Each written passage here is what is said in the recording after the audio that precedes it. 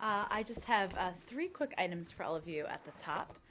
The first is I know some of you asked yesterday about the Secretary's meetings as well as Secretary Hagel's meetings with the Australians today. So let me give you a brief overview of that. And as you know, there'll be a press avail and statements by both of them in the next couple of hours.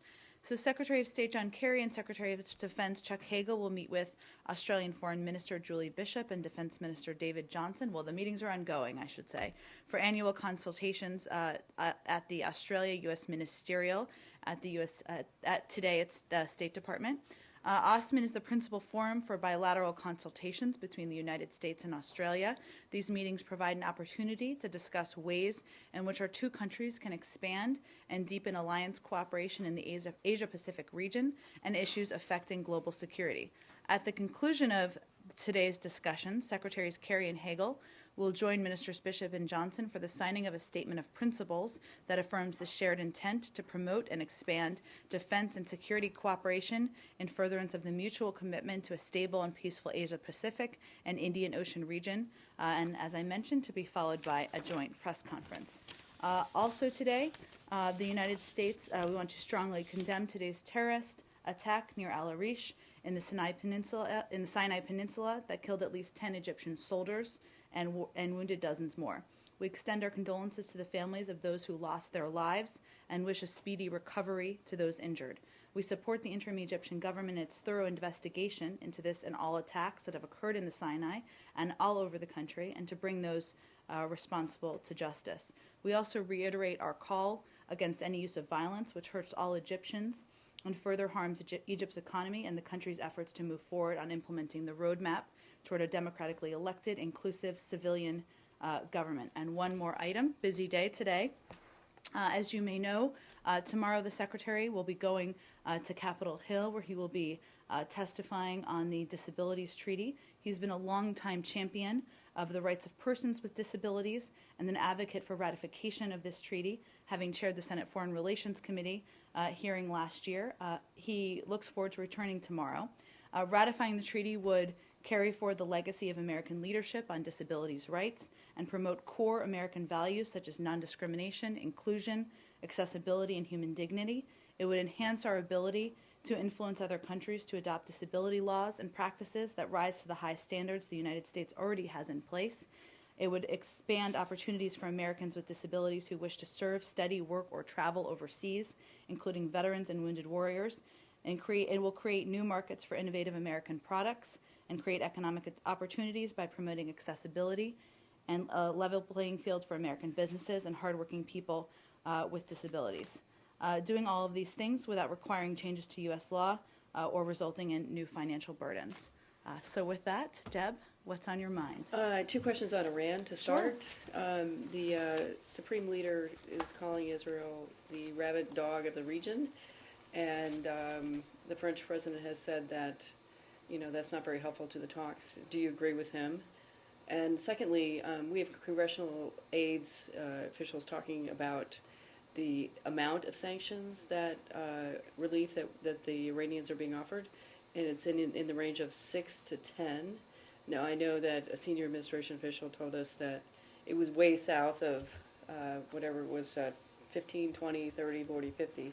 So we're wondering, and they were calling the estimates, wildly exaggerated. So we were wondering if the 6 to 10 is wildly exaggerated as well, or if that's in the range. Well, first, let me address the second question, just since it's top of my mind. We're not going to get into specifics. We did say, of course, and I would reiterate that many of the numbers that were out there were wildly exaggerated and inaccurate. We have been briefing members of Congress.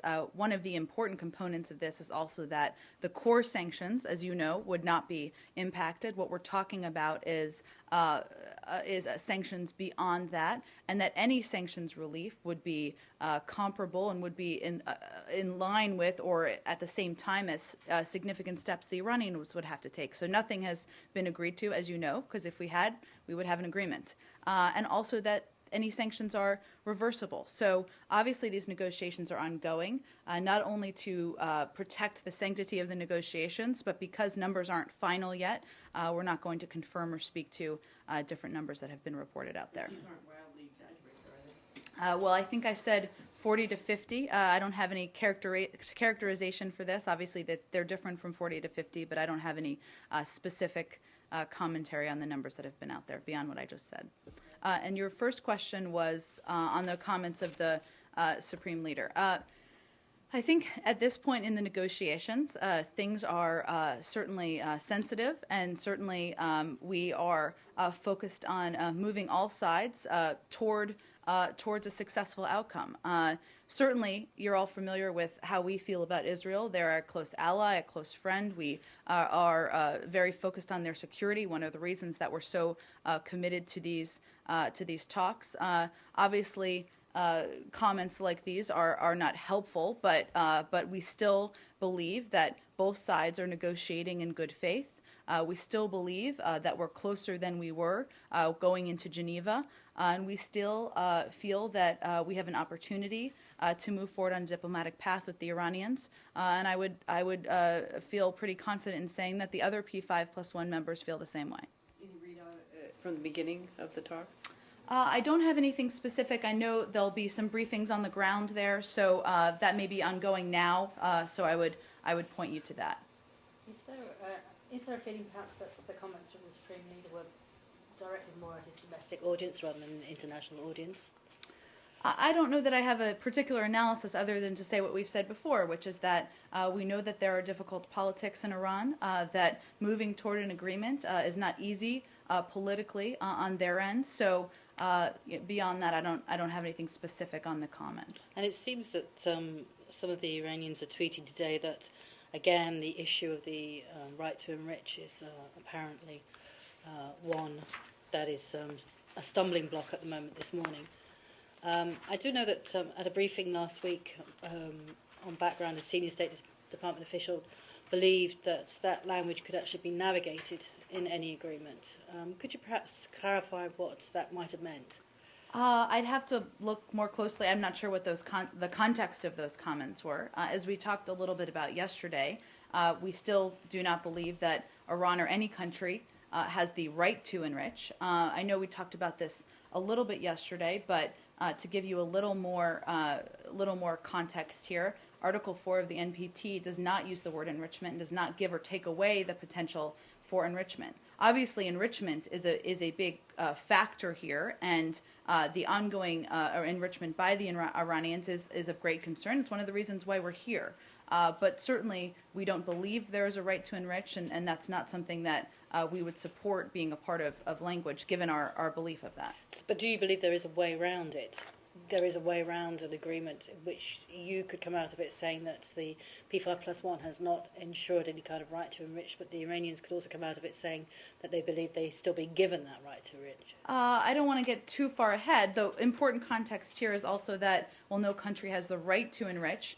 Many countries have enrichment programs, right? Mm-hmm. So the international community looks at, as we are in this case, what those programs are for, why the country needs it. And each program is judged case by case. As we've said, and I know maybe even in the same briefing, senior officials said, it's not. We have long believed that Iran could have a peaceful program, but certainly the development of a nuclear weapon is of great concern, and halting the progress and rolling the progress back on that front, and the capacity to do that and the onus to do that is what the focus is. Go ahead. Jenna, it's something that I think might be taken care of, but that initial meeting was pretty short, 5 to 10 minutes. Anything we should read into that, or on the ground in Geneva? Mm-hmm. I would not read into anything. Obviously, there's going to be ongoing meetings for the next couple of days with a range of officials. As you remember, last time there were so many meetings and so many updates. I think it was probably hard for all of you to keep up with. So we're just at the beginning here. I know there'll be briefings on the ground, and I would really point you to that in terms of the progress. Okay, thanks. Is there an actual agreement on the table, though? There's a draft agreement on the table at the moment. Is that we're correct in saying that? That's how we left Geneva? Absolutely, yes. Can you explain what do you mean when you say sanctions will be reversible? I mean, if you release the assets on, I don't know how much, up to 30 billion, and the Iranian takes the money, are you going to ask for this money back? Well, without getting into too much detail about what's under consideration, we wouldn't be eliminating the sanctions. It's not retirement of sanctions. It's almost putting them on hold, a small portion of them, while we have this first step. And as you know, the first step would be 6 months. Through that period, the goal would be the agreement on a comprehensive, moving towards a comprehensive agreement. And certainly, the Iranians would have to abide by the pieces they would agree to as well. But if they get the assets and they don't deliver what they promise, they will benefit from the money, right? Again, I'm not going to get into too many details about what would or wouldn't be a part of a first step, other than to say that it's not the retirement of sanctions, it would be a holding, and obviously both sides would take steps in order to move down a diplomatic path. Jen, Iranian Deputy Roads and Urban Development Minister has said today that Iran is making preparations for direct flights to and from the United States. He added that required preparations have been made, and if negotiations in the coming days move in a positive direction, we will be ready by the end of this year. Are there talks with the Iranians about this issue? No, the talk right now is on the nuclear issue. As you know, there are many details of that. It's a complicated issue. It certainly is plenty to take on. We have, of course, seen the media reports that you referenced. Our focus at this time is on finding a resolution to the international community's concerns regarding Iran's nuclear program, and that's what the discussion is about at this point. And do you mean that his statement is baseless and there is nothing in this regard? That's. I think I will let you report in the way I will point to the words I just used and convey to you that the focus of the discussions is on the nuclear issue. So I would caution you to reading into other comments made. Are there any more on Iran?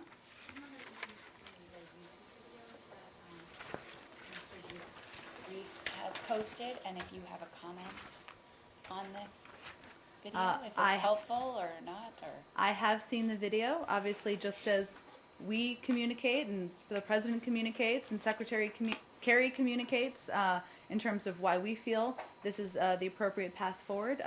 They certainly are doing that on their end. So beyond that, I don't know that I have more analysis other than to convey it seems that they're using many forms of media to do just that.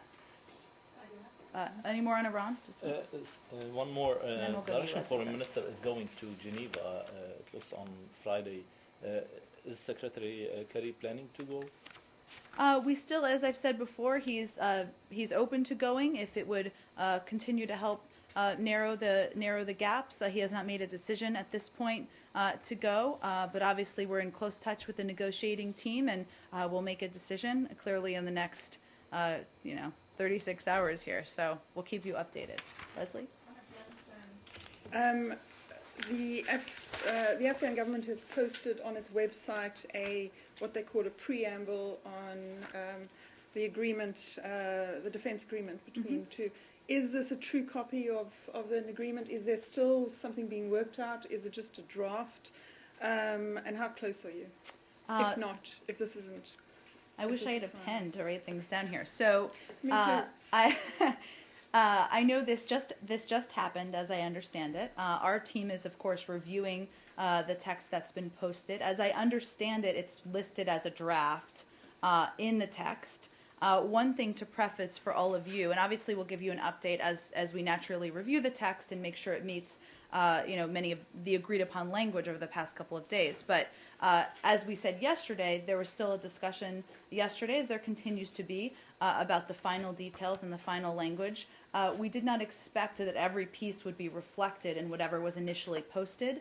So we're reviewing the text with that in mind, and I would expect that there's still a more final version to come. And I understand that the Secretary and the President Karzai were going to have a phone call today. Has that happened?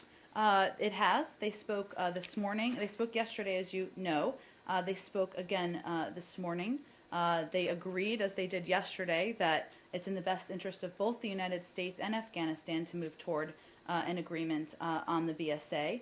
And the Secretary also reiterated our commitment to helping provide the appropriate assurances as we reach the final hours before the Loya Jirga considers the agreement, which, as you know, think happens in the next several hours, given the time change. So I just want to be clear. Is this copy that was posted, it's a draft and the US is reviewing it right Correct. now. Could there be changes to it? Well, what I was trying to convey is that given that the last 24 hours there have been ongoing discussion about some final language, we didn't expect that the first version would reflect everything, given we're keeping up with the discussions in terms of the draft. So I think that's probably why it's posted, reflects the label draft on it, and we're reviewing it, and of course we can provide you any update as soon as our team is complete with that. So as you know, these are drafts go, as you Sure. mentioned yesterday. Would this be the first draft, or do you think that this is one of the late? It says November. I certainly think it's safe. I haven't looked at it. Our team is reviewing it. So obviously we are getting closer. And our team is, of course, working through the text. We continue to make progress over the last 24 hours. But I just want to give them the opportunity to take a look at it. And obviously we're keeping the text up with the discussions between the Secretary and the President and our team on the ground as well. And I'm sorry, just Sure, go one ahead. other one. The issue of the letter. Yes. Yesterday, Susan Rice said this. There was no such agreement. Is there going to be a letter? Who would write it? And during the conversation today, was that clarified with President Karzai? Well, let me give you a little more context of this. I know there were a lot of confusing reports, and I would encourage anybody to look at the full context of Susan Rice's interview as well, because she spoke quite a bit about Afghanistan during the interview. During the call, the Secretary Kerry and President Karzai have a long working relationship, as we've talked many times before. Secretary acknowledged, as they both did, that it's important to move forward on these negotiations, that of course they've been difficult, there are tough issues, and we're committed to working through them together. Well, President Karzai invited him to attend the Loya Jirga. That's not something he, of course, can do this week, but the Secretary offered the idea of providing the same reassurances about our security relationship and addressing past issues such as civilian casualties, which we've talked about many times in the past, in some format. Now, whether that's a letter or comes in another format, that's something we're still discussing, and I don't have any update on it for you at this point. Thank you. Ambassador Rice used the word apology in knocking down the suggestion that there would be any U.S. statement of that at that level. What would then be the point of a letter from the Obama administration if it were to be read at the beginning of tomorrow's Loya Jirga? Well, to be clear, and I think this also reflects what our counterparts in Afghanistan said, nobody asked for an apology. So it was perhaps a game of telephone that ended in that assumption. This was a discussion of how to reassure the Afghans as President Karzai goes to the Loya Jirga about the United States' commitment to our security relationship, and to also address, as we have many times before, issues like civilian casualties. So what will be included in a letter or some reassurance, I don't have any update on that, given that's still being worked through. Well, would that letter come from the President? Would it come from Secretary Kerry? Would it be just a fax over the transom? What A fax over the transom. I'm You going to never suggest know. that. At this point, I don't have an update yet on what form a reassurance would take. Obviously, it started, as you know, with an invitation to the Loya Jirga. There was a suggestion of a letter. Whether there's a letter and who it's from, we're still working through that. Okay, and assurance. I mean, assurance on what exactly? Well, our commitment to and the importance of our relationship with Afghanistan and the security of Afghanistan. And as you know, as we think about our post-2014 plans, we still have in mind a commitment to training, advising, and assisting. Obviously, as you know, there hasn't been a decision made about troop presence, but that's how we've discussed our post-presence. It's reassuring that commitment, and also, as I mentioned, acknowledging past issues such as civilian casualties. I don't understand how that would differ from what's actually going to be in the draft or in the agreement. I mean, surely all those sorts of things are in the agreement anyway. Why do you need an extra document on top? Well, Joe, I mean, I think given it's important to the secretary and to the president and to the entire administration for us to have a successful outcome, just as important to the Afghans. And whatever is needed, to the degree we're able to provide that, is what the discussion is. So how can we provide the reassurances? Is there another way to do that beyond the text of the BSA? And that's what we're discussing. Is this a cultural expression? Is this something that would be expected at the beginning of a Loya Jirga, when you're dealing with something of this magnitude, to have the opposing party, as it were, to offer something in the way of an olive branch? You know, that's a good question. I'd point you to the Afghans on that, certainly, in terms of the format and the agenda for the Loya Jirga and how they would want something expressed. And are you hearing any rumours? We're hearing rumours in Kabul that there's a possibility the Loya Jirga might actually be postponed. I have not heard those. Certainly, we refer to the Afghans on the timing of the Loya Jirga. Obviously, they've put out the timing, but I don't have any update beyond that. I just wondered whether, because obviously Secretary Kerry can't travel this week, whether they might be putting it off in the hopes that he might be able to get there at a date yet to be determined. I have not heard that suggestion, but again, I'd point you to that and the timing of when they expect it to start. So at the moment, Secretary Kerry doesn't have plans to attend the Loya Jirga at all? Correct. Mm-hmm. Did Karzai ask? 1 second, we'll go right to you next, Lilith. Did Karzai say why he needed the assurances? I don't want to characterize beyond what I've already conveyed. I think they have long had discussions about how challenging these negotiations have been. It's certainly not a surprise that it's hard in Afghanistan to move the process forward, and that was the nature of the discussion.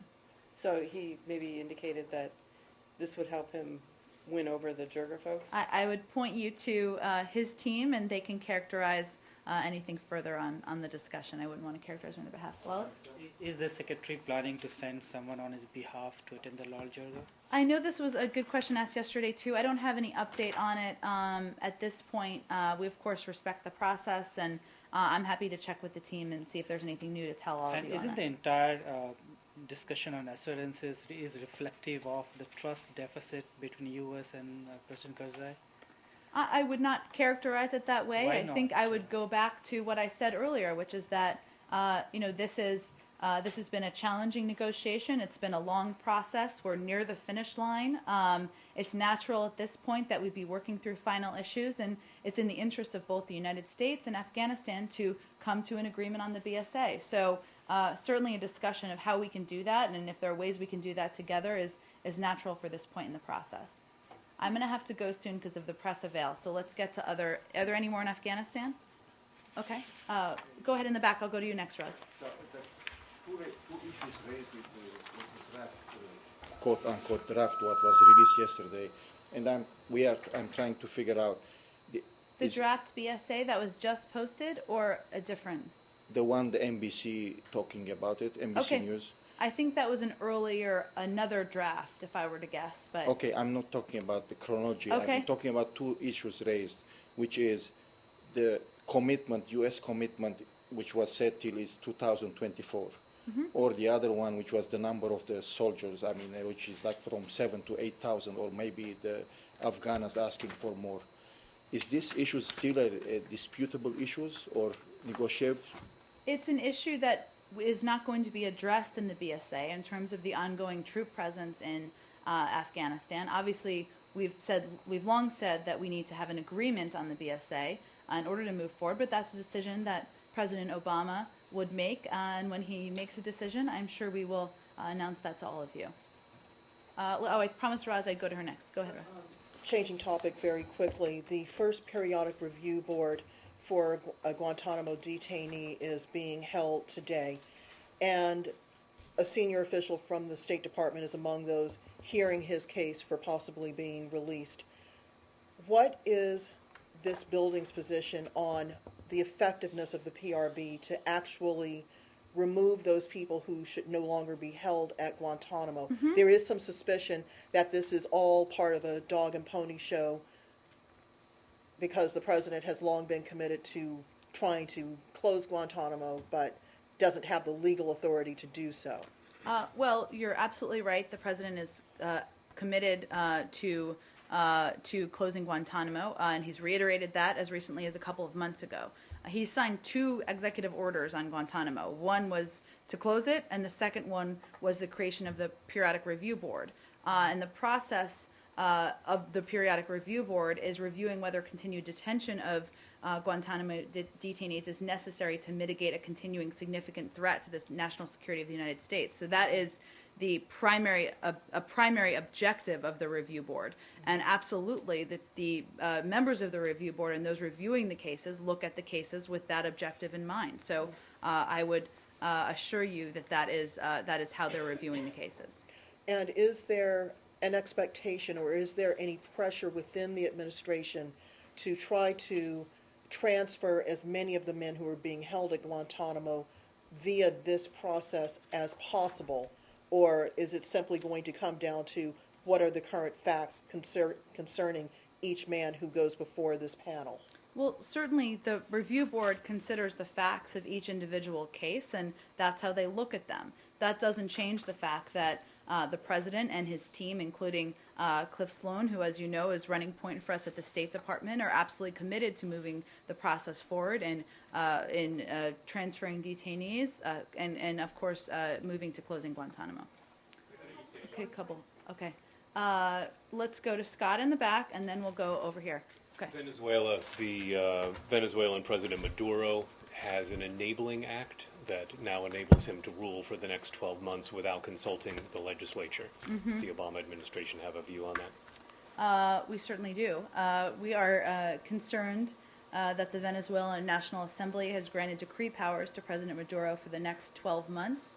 It is important for the institutions of democratic governance to serve their appropriate and assigned roles.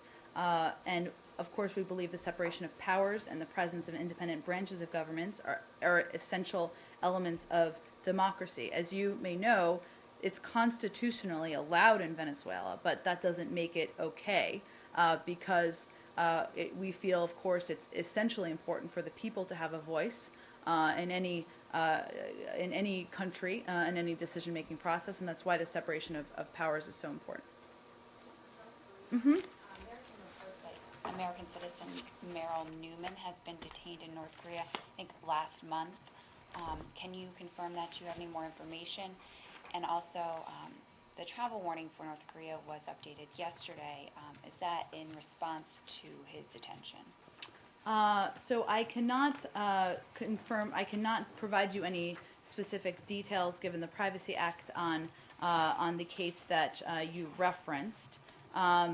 What I can tell you about the travel warning is that, as you know, they're periodically updated every 6 months typically, but sometimes they're updated in between that time frame. In this case, and in any case, they're updated when new information becomes available, but it's never based on a single case. It's based on a review and evaluation of security and a comprehensive review of what information needs to be provided to American citizens. So in this specific case, the travel warning was updated to recommend against all travel by U.S. citizens to North Korea, and also included a line which reflects recent events, of course, not a single case, but recent events, that we have also received reports of North Korean authorities arbitrarily detaining U.S. citizens and not allowing them to depart the country. I understand the Privacy Act issue, so maybe I'll phrase this a little bit differently. Was a U.S. citizen detained last month in North Korea?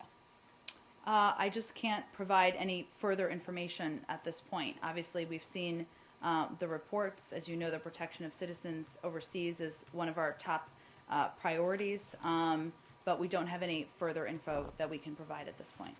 Could you please... Can I stay on that topic? Sure.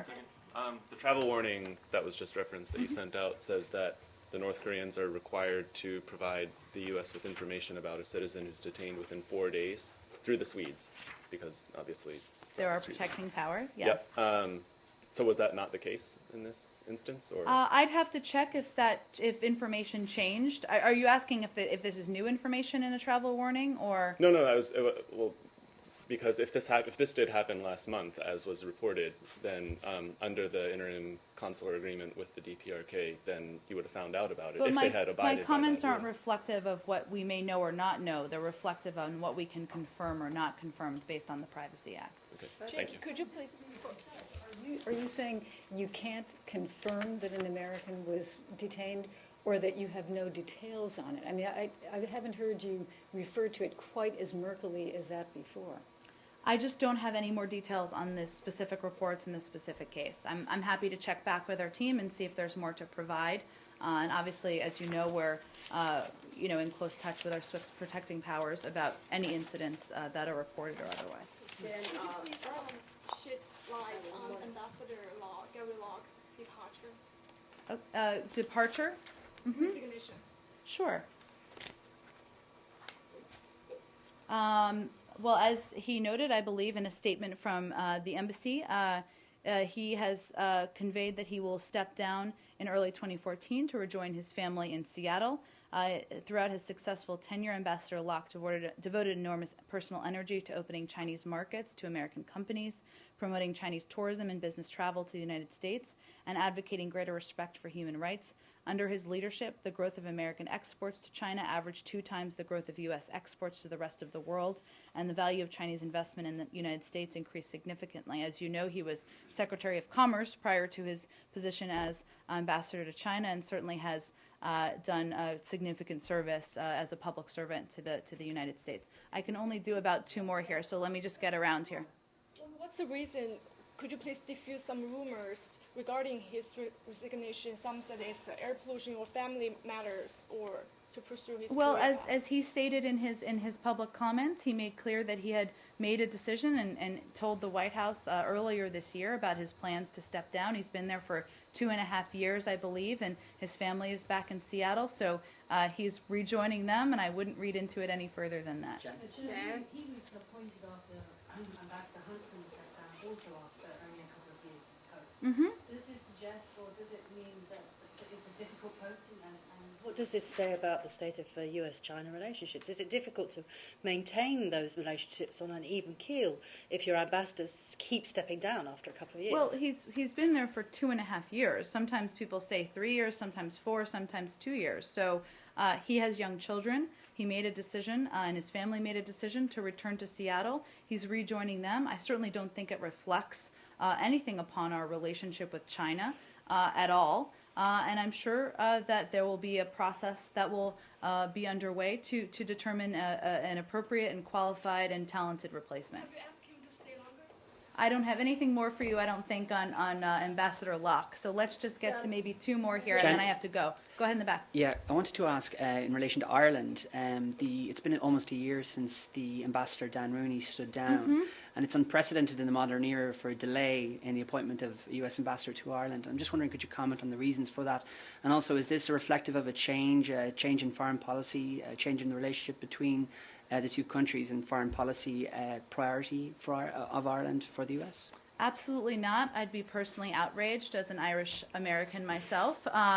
There's always a process underway to find appropriate and qualified and talented replacements for ambassadorships around the world. This is a process done at the White House, so I'd point you to them for any specific update.